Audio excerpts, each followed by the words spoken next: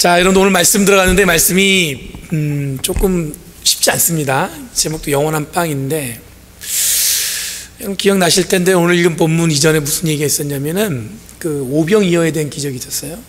예수님께서 보리떡 5개와 물고기 2마리로 사람들 5,000명 이상을 갖다가 먹인 기적이죠. 굉장히 놀라운 사건인데, 그러고 나서 예수님이 아마 사람들이 막 몰려드는 상황에서 이런저런 질문을 받았는데 그 질문 중에 하나가 영생에 대한 질문이에요. 요한복음에는 여러분들 그런 질문들이 많이 있습니다. 그 요한복음 4장에 보면은 사마리아 여인과 예수님이 만난 장면이 등장해요. 근데 그 여인이 약간 좀 그 당시로 말하면 세상에서 그렇게 인정받지 못하는, 그러니까 하품이 많은 여인이었어요. 그러니까 뭐 보니까 예수님이 얘기하다 보니까 남편이 5명이에요. 그러니까 여러분들 남편이 5명이라는 얘기는 그 삶이 그게 얼마나 만만치 않은 삶이었다는 얘기겠어요? 근데 그런 그 여인이 예수님을 만나고 원했던 게 뭐냐면, 이게 뜨거운 낮에 사람들이 많이 모일 때는 못 와요. 왜냐하면 사람들 만나면 이게 부담스러우니까. 사람이 없는 낮에, 대낮에 정오에 물들어 간단 말이에요. 근데 예수님께서 뭐라고 말씀하셨냐면, 내가 누군지 알면 내가 너한테 영원한 목마르지 않는 샘물을 줄 텐데, 그런단 말이에요. 그래서 이 사람들이 기대하는 게 뭐냐면, 영원히 목마르지 않는다니까 뭐냐면 자기가 물을 기르러 안 와도 된다는 생각이 있었던 거예요. 그런 것처럼 여러분도 오늘 본문에도 이전에 사람들이 질문하기 시작했습니다. 영원한 생명을 얻는다는 거, 영생한다는 거, 그게 뭘까? 그게 그들의 질문이에요. 그런 가운데 오늘 본문이 이어지는 겁니다. 여러분, 우리가 믿는 기독교는 여러분들 예수 그리스도에 대한 믿음을 위해 노력합니다. 근데 여러분, 불교는 이 석가모니가 깨닫게 해준 자기의 불성을 믿습니다. 다시 말해서 기독교는 여러분 예수님에 대한 믿음이 중요하지만, 우리가 어떻게 믿을까, 우리의 믿음이 중요하지만, 이 불교는 자기에 대한 실존적인 성찰이 중요해요. 자기가 어떻게 나를 성찰해서. 김보우 지사님 맞나요? 제가 이거는 이게 누가 우열을 가리자는 얘기가 아니라 제가 기독교의 특징을 말씀드리는 거예요. 기독교는 뭐 하는 거냐면, 어떤 방향이 있냐면, 예수님에 대한 믿음에 대한 방법, 어떻게 하면 예수님을 잘 믿을 수 있을까, 그 얘기를 하는 겁니다. 여러분, 기독교에서 특징이 예수에 대한 믿음을 위해 노력하는 것이라면 예수님에 대한 어떤 믿음을 이야기할 것인가가 궁금하겠죠. 어떤 믿음으로 여러분 예수님과 관계해야 될까? 우선 여러분 성경을 보면 성경에서 말씀하시는 예수님의 말씀, 예수님의 행위들을 보면서 우리가 예수님에 대한 믿음을 키워갈 수 있습니다. 그런 의미에서 보면 오늘 본문은 참 난해해요. 왜냐하면 나는 하늘에서 내려온 살아있는 빵이다, 이렇게 말씀하시거든요. 우리가 좀 익숙하게 얘기하면 예수님께서 뭐라고 말씀하시냐면, 내가 지금 너희들에게 영원한 음식이다, 그런 얘기예요. 오병이어를 거하게 잔치를 지낸 후에, 그것도 물고기 2마리와 보석 5개로 5,000명을 먹이신 후에 이 자신을 하늘에서 내려온 빵이라고 이야기하는 것은 어떤 면에서 여러분들 비유적으로 예수님의 자신에 대해서 설명하는 것으로 그냥 간단하게 이해할 수 있을지 모르겠습니다. 여기에서 간단하게 목마른 자들에게 마르지 않는 샘물을, 배고픈 사람들에게는 일용할 양식을 주시는 분이 주님이시다, 이러면 간단하죠. 근데 여러분들 본문을 보면 그렇게 간단하게 이해할 수 있는 내용이 아닌 것 같아요. 왜냐하면 우리들이 예수님에 대한 믿음을 가진다는 것은 우리가 그냥 단순히 부족한 것을 채우고 어려움을 이겨낼 수 있는 힘을 누구로부터? 예수님으로부터 얻을 수 있다, 그런 정도가 아니라, 여러분 예수님을 믿는 믿음의 여정을 우리가 그대로 따라 걸어간다는 것은 예수님의 삶을 내 삶으로 살아가는 것을 위해서, 여러분들 그것을 우리가 뭐라고 고백하면 믿음의 삶이라고 얘기했기 때문에, 여러분 우리의 삶의 여정에 늘 뭐냐면 달라요. 예수님이 우리에게 오시는 모양이. 그러니까 단순하게 내가 배고플 때 주신 자를 위해서 먹을 것을 주시고, 내가 힘들 때 나를 든든하게 이렇게 확 지켜주시는 주님. 근데 그거 이상의 의미가 우리의 삶에서 늘 있다는 얘기입니다. 당시 예수님께 몰려들었던 유대인들은 예수님이 어떤 사람인 줄 잘 알았을 것입니다. 왜냐하면 쉽게 얘기해서 동네 사람이에요. 우선 그 아버지가 누구고 어머니가 누구며 동네에서 어떻게 자랐고 함께 자란 친구들은 예수님이 어떻게 그렇게 장성했는지에 대해서도 아마 잘 알았을 것입니다. 아마 한두 개쯤의 에피소드는 있었을 거예요. 뭐가 이렇게 저렇게 저랬고, 그렇죠? 쉽게 얘기해서 여러분들 프레즈노에 이렇게 있으면 예수님이란 분이 이런 동네에 오신 거예요. 그럼 여러분 우리가 한국 사람들 여기서 뭔 일 나면 소문 쫙 나죠? 아마 그렇게 되면 이해가 빠를 거예요. 아마 그랬을 겁니다. 혹은 여러분 이런 느낌이었을 거예요. 오병이어의 기적이 있은 다음에 혹 금메달 따면 여러분도 현수막 붙였죠. 장하다 우리 아들 누구 뭐 우리 프레즈노의 아들 누구 이렇게 쓰잖아요. 잘 모르시나요? 동네에 붙여요. 한국에는, 미국은 어떤지 모르겠지만 자랑스럽게 현수막을 붙여요. 동네에. 아, 자랑스러워 우리 딸 잘했다 이러면서 붙이는 것처럼 아마 그런 느낌으로 사람들도 몰려들었고, 그 이후에도 아마 예수님에 대해 그렇게 오르락내리락 말일들이 이게 오가지 않았을까 생각이 듭니다. 오늘 말씀에서는 오병이어의 기적 이후에 이 예수님을 이야기하는 많은 유대인들은 예수님의 신상에 대해서 아마 잘 알고 있었을 것입니다. 뭘 좋아하고 뭘 이 사람이 잘하는지에 대해서도. 이런 상황이 예수님께 도움이 됐는지 어려움이 됐는지는 잘 모르지만 대충 그 분위기가 어떤 것인 줄 알 수 있을 것 같습니다. 그런데 여러분도 오늘 말씀에 당혹스럽게 뭐라고 말씀하셨냐면, 나는 하늘에서 내려온 새로 살아있는 빵이다. 그리고 이 빵을 먹는 사람은 누구나 영원히 살고 세상에 생명을 준다고 얘기하고 있습니다. 빵이 살아있다는 것도 이해가 안 돼요. 죽은 빵도 있나요? 살아있는 빵이 있고? 어떨 때 여러분들 그런 건 있죠. 이게 죽은 음식인지 살아있는 음식인지 그런 얘기는 하죠. 딱 먹었을 때 확 느껴지는 어떤 그 음식으로서의 어떤 그런 경이로울 때 있잖아요. 그럴 때는 우리가 그런 생각도 하죠. 아, 진짜 이건 살아있네. 근데 여러분, 오늘 본문에 나오는 이 이야기가 이 사람들한테 제법 쉽게 이해가 되질 않았을 겁니다. 어쩌면 더 혼란스럽게 하는 내용이에요. 이게 무슨 얘기야? 얼핏 보면 엽기적인 내용입니다. 왜냐하면 내 살을 먹으라고 얘기하거든요. 내가 빵이기 때문에. 52절에 사람들이 뭐라고 얘기하냐면, 사람들이 우왕좌왕합니다. 어떻게 자기 살을 먹으라고 줄 수 있을까? 53절에서 예수님은 더 나아갑니다. 너희가 인자의 살을 먹지 않고 피를 먹지 않으면 생명이 없다.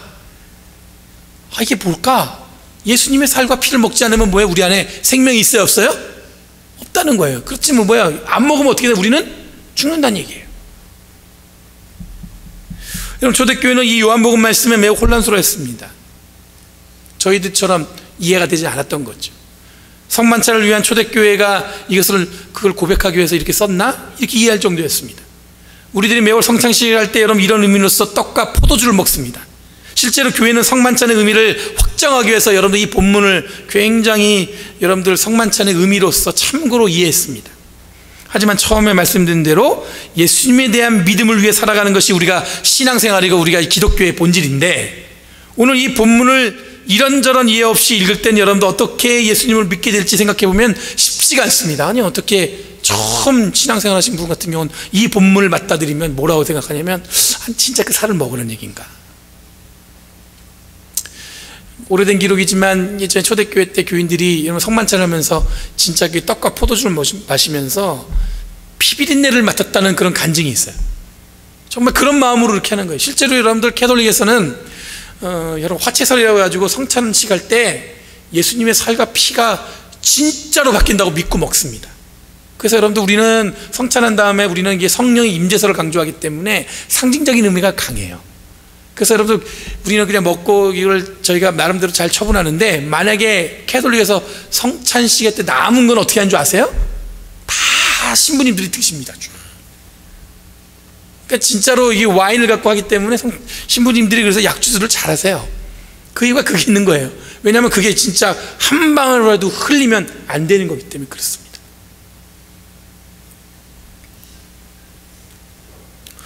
오늘 이어지는 본문 중에 56절 말씀 한번 다 같이 읽겠습니다. 화면에 56절 말씀 한번 띄워주시겠어요? 56절.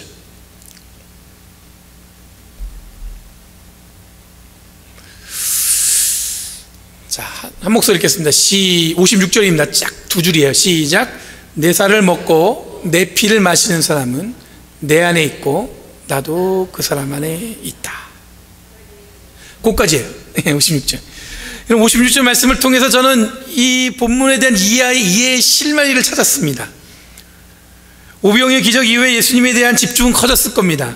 많은 군중들이 모인 데서 사람들이 막 모였는데 일어난 기적이니까 여러분들 그 파격적인 상황은 말로 설명할 수 없는 감격, 놀라움, 경이로움들이 아마 그 자리에 있었을 거예요. 그렇죠?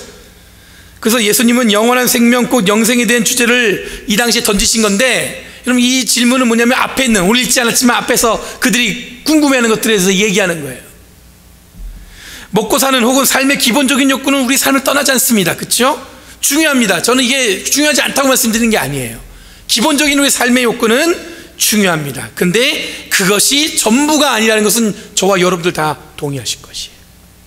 하나님을 알아가고 하나님의 자녀로 사는 것은 여러분들 든든한 어떤 백을 가진 느낌, 어떤 그런 보장된 어떤 그런 나를 책임지는 무언가 느낌, 그 느낌의 그 이상이 우리에게 있다는 건데, 그것을 예수님께서 오늘 이 사람들이 집중했을 때 이야기하고 있습니다. 당시에 여러분 많은 유대인들은 율법과 율법이 주는 힘에 눌려 살았습니다. 마치 빚쟁이가 빚을 도축하는 것처럼 하나님을 알아가는 여정은 억압이었고 고통이었어요. 무슨 얘기냐면 율법을 잘 지키지 못하면 하나님을 온전히 알아가지 못하는 자로 낙인이 찍혔습니다. 하나님께 드릴 것을 잘 못 드리면 하나님의 온전한 백성이라는 소리를 듣지 못했습니다. 유대인들의 늘 마음 안에 죄의식이 있었는데, 그게 뭐냐면 저 종교 지도자들이 갖고 있는 그 얘기대로 자기들이 삶을 살지 못하니까 어떤 마음이 있냐면 그 안에 길트가 가득한 거예요. 아우, 내가 어떻게 하나님의 자녀가 될 수 있겠어? 나는 저 사람들처럼 요만큼 하지 못하는데. 많은 대부분의 사람들이 그런 마음이 있었다는 얘기예요. 이런 상황에서 예수님께서는 이 여러분들 복음을 전하셨는데, 그게 뭐냐면 하나님이 어떤 분이신지에 대한 정확한 그 의미를 사람들에게 모였을 때 얘기해 주셨어요. 그게 뭐냐면 하나님은 지금 우리와 함께 하시는 분이다. 그래서 여러분들 하나님의 그 예수님의 복음 운동을 뭐라고 얘기하냐면 하나님 나라 운동이라고 얘기해요. 저기 멀리서 특별한 자들에게만 하나님의 사랑과 은혜가 있는 것이 아니라 지금 이 자리에 내 삶과 내 가까이에 하나님의 은혜와 사랑은 지금 있는 것이다.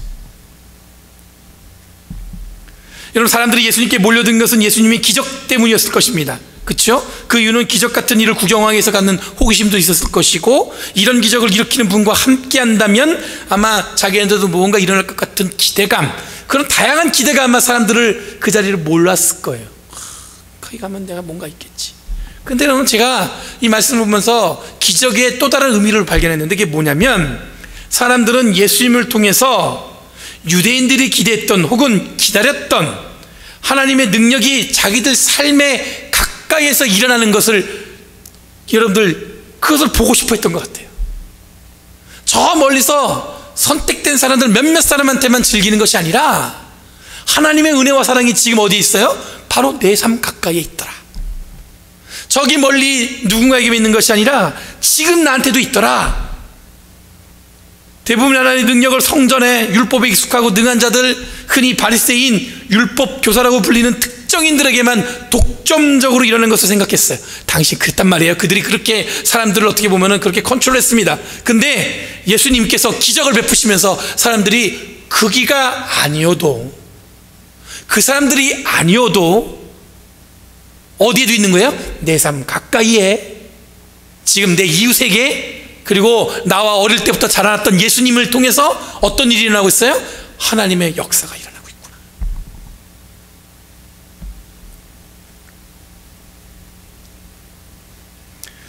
여러분, 자신을 생명의 빵이라고 이야기하신 것도 여러분 당시 종교적 이해와 한계를 넘어섰습니다. 내가 생명의 빵이다. 그러면서 여러분 하나님의 은혜의 영역으로 초대하고 있습니다. 57절 말씀에 예수님이 뭐라고 얘기하냐면 살아계신 아버지께서 나를 여기에 보내셨다라고 말씀하고 있어요. 그러니 하나님이 보내신 예수님을 먹고 마신다는 것으로 우리들이 예수님 안에 거하고 예수님이 우리 안에 거할 수 있다는 겁니다. 우리가 하나님 안에 거하고 하나님이 우리 안에 거할 수 있다는 겁니다. 이게 바로 영생이라는 거예요. 이건 되게 파격적인 의미예요. 주님은 어디 계셨어요? 저기에. 누구한테 계셨어요? 율법을 지킨 자들에게만. 근데 지금 뭐예요? 주님이, 하나님께서 어디에 계세요? 예수님을 통해서 지금 우리에게, 어디에? 우리가 주님 안에, 주님이 어디 안에? 우리 안에. 그래서 예수님께서 뭐라고 말씀하시면 나를 먹어라, 이 빵을 먹어라. 계속해서 여러분 엽기적으로 들 수 있지만 예수님은 생명의 빵의 이야기로 살아계신 하나님이 지금 저 멀리 어디엔가 나와 상관없이 있는 계신 분이 아니라 지금 어디 계세요? 내 삶의 가운데 함께 하신 분이 바로 주님이시고 하나님이시다는 것을 여러분들 사람들에게 알려주고 있는 거예요. 저 멀리 있지 않다. 여러분, 영원한 생명은 주님과 함께하는 삶을 말하는 것입니다. 우리의 믿음과 신앙은 이런 예수님을 믿음으로 우리에게 주어진 영원한 생명의 능력으로 이 땅을 살아가는 것을 의미합니다. 그러면 오늘날 우리들에게 생명의 빵이신 예수님을 믿는 믿음은 어떤 의미일까요? 우선 주님이 내 안에, 내가 주님 안에 있다는 약속은 생명의 빵이신 예수님을 믿음으로 우리에게 주어진 선물입니다. 율법학자들은 진짜 물어봤어요. 정말로 영원한 생명이 어떻게 얻을 수 있을까? 사마리아 여인이 우물가에서 영원히 목마르지 않는 두레박을 찾았던 것처럼 사람들은 영생, 죽지 않고 사는 삶을 말했어요. 근데 여러분, 예수님께서 말씀하신 영생은 뭐냐면 주님이, 하나님이 저 멀리 계신 것이 아니라 어디 계신 거예요? 내 안에. 그 나도 어디 있어요? 하나님 안에. 하나님이 내 안에 있는 게 아니에요. 나도 어디 있어요? 하나님 안에. 옆에 사람이 뭐예요? 어떤 사람이에요? 그분은 누구 안에 있어요? 하나님 안에. 나도 어디에? 하나님 안에. 그게 영원한 생명이죠. 그게 영원한 생명이라는 얘기입니다.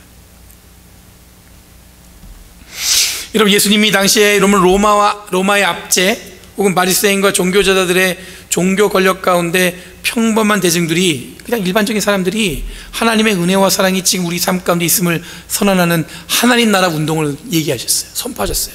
하나님 나라가 여기 계시다. 복음이 된 이유는 바로 여기에 있습니다. 우리들은 그들이 만들어낸 울타리 안 속에서 들어와야만 된다고 얘기하셨는데, 예수님이 뭐라고 말씀하셨냐면, 주님은, 하나님은 우리가 만들어놓은 것 가운데 그렇게 갇혀 계신 분이 아니라 어디에 있냐면 지금 이 자리에, 내 삶에, 내 안에, 내가 주님 안에 있다는 거예요. 그래서 당시에 여러분들 예수님을 말씀하신 말씀들이 다 뭐예요? 복음, 기쁜 소식이 된 거예요. 그렇다면 오늘날 여러분, 우리에게 어떤 도전이 됩니까? 그럼 지금이 어떤 상황에도 함께 하신다는 이 선언은 이스라엘을 큰 희망의 기쁨과, 여러분들 어떻게 보면 그들의 어떤 새로운 그런 생명의 길로 하나님께서 이끌어 주신 거예요. 이런 의미에서 우리들이 오늘날 생명의 빵이신 예수님을 이해하고 우리가 그분을 믿고 그렇게 살기를 원한다면, 여러분, 우리들이 받아들이는 삶은 또한 여러분들 다른 권력과 힘의 원리에 지배되지 않는, 그것들을 멀리하고 세상의 큰 힘과 권력인 것처럼 이야기하는 것들을 다 떨쳐버리고 교회는 그렇지 않다는 것을 보여줄 수 있는 믿음을 우리가 보여줘야 된다는 책임이 우리한테 있는 거예요. 세상은 똑같이 돌아가지만 교회는 그렇게 돌아가지 않는구나. 세상은 그렇게 판단하고 생각하고 그렇게 비난하고 그것을 갖다가 넘겨짚고 말이야, 사람이 뭐 그렇다 안 그렇다 판단하지만 우리는 어때요? 하나님께서 지금 어디 계세요? 내 안에. 내가 어디 있어요? 하나님 안에 있는 사람으로서 이 땅을 살아가는 거룩함을 세상에 보여줘야 된다는 얘기죠. 우리는 거룩하다 말씀하셨습니다. 그건 여러분 구별됐다는 의미입니다.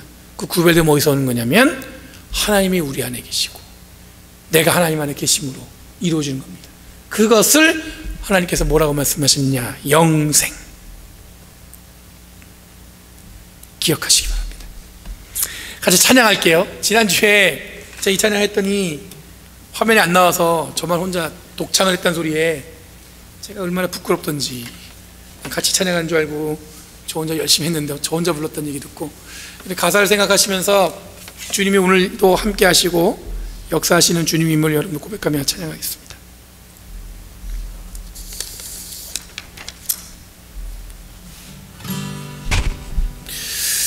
저도 부른 지 얼마 안 됐고 여러분도 처음 부른 찬양이기 때문에 한번 찬양하겠습니다. 오늘 이곳에 계신 성령님, 오늘 이곳에 계신 성령님, 우리에게 말씀하시고 우리를 가르치소서. 닫힌 우리 맘 열어주시고 주의 빛으로 밝혀 우리를 인도하소서. 다시 한번 오늘 이곳에, 오늘 이곳에 계신 성령님, 우리에게 말씀하시고 우리를 가르치소서. 다짐 우리 맘 열어주시고 주의 빛으로 밝혀 우리를 인도하소서. 주님보다 앞서지 않고 겸손하게 주님의 말씀 기다리니 주님 손에 우릴 드립니다. 사랑으로 인도하소서. 다시 한번 주님보다 앞서지 않고 주님보다 앞서지 않고 겸손하게 주님의 말씀 기다리니 주님 손에 우릴 드립니다. 사랑으로 인도하소서. 처음부터 다시 한번 찬양합니다. 오늘 이곳에 계신 성령님, 오늘 이곳에 계신 성령님, 우리에게 말씀하시고 우리를 가르치소서. 다친 우리 맘 열어주시고 주의 빛으로 밝혀 우리를 인도하소서. 주님보다 앞서지 않고 겸손하게 주님의 말씀 기다리니 주님 손에 우릴 드립니다. 사랑으로 인도하소. 다시 한번 간절히 고백하며 찬양하겠습니다. 주님보다 앞서지 않고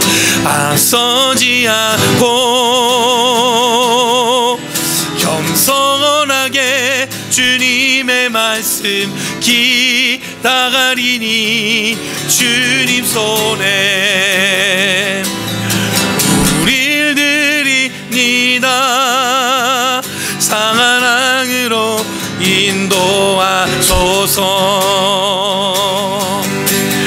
내 영혼 거룩한 은혜를 향하여 내 마음 완전한 하나님 향하여 이곳에서 바로 이 시간 하나님을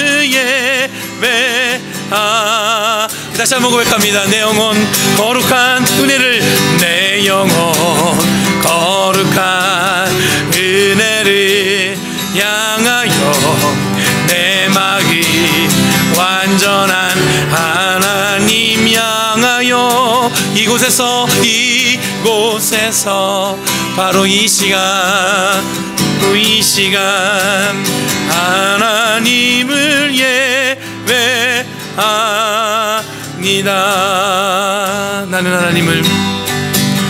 나는 하나님을 예배하는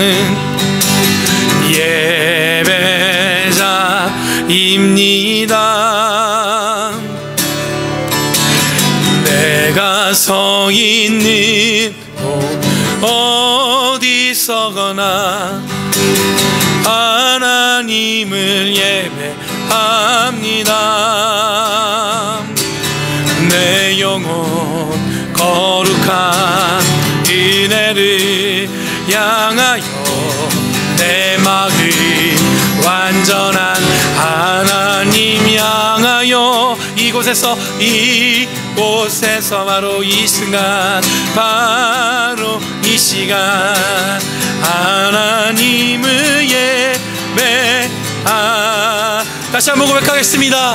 내 영혼 거룩한, 내 영혼 거룩한 은혜를 향하여 내 마음 완전한 하나님 향하여 이곳에서